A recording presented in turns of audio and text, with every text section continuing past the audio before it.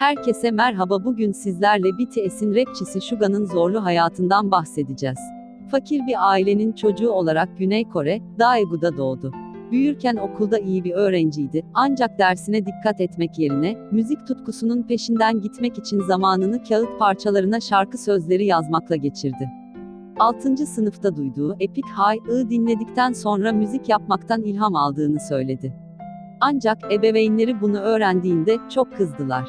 Tüm şarkı sözlerini bir kenara attılar ve onu çalışmalarına daha fazla odaklanmaya zorladılar. Yoongi'nin basketbola ilgi duymaya başlamasıyla aynı sıralarda, bunda son derece iyiydi ve okuldan sonra ve hafta sonları çocuklarla oynardı. Yoongi'nin oyun kurucu oynadığı ve doğru bir şekilde 3 sayı atan birkaç klip var.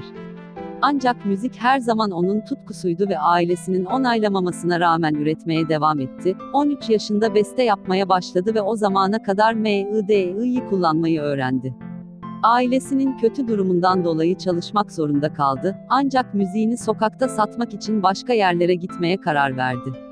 Bununla birlikte, müzik satmak son derece zordu ve her iki röportajda Yoongi ve müziği için dolandırılmaktan çok konuşuyor.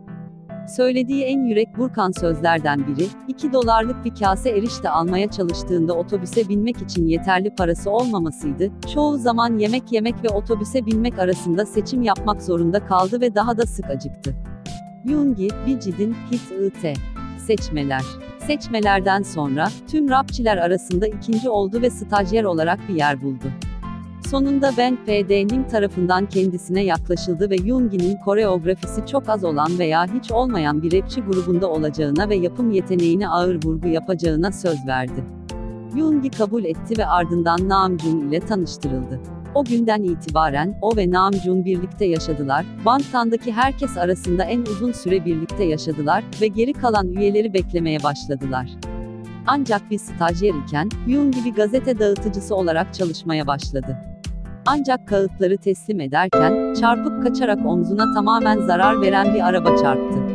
Kimseye söylemek yerine, sırrı kendine sakladı ve Big Hit altında stajyer olarak çalışırken acıyla mücadele etti, onlara kariyerini onlarla birlikte kaybedeceğini söylerse korktu.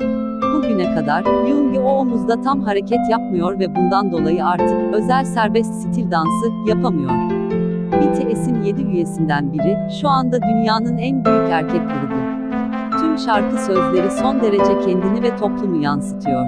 Yoongi'nin dünyaya getirdiği güzelliği kanıtlamaya devam eden son derece düşündürücü şarkı sözleri ve alıntıları var. Dahası, Yoongi dünyanın her yerinden insanlara ilham vermeye devam ediyor.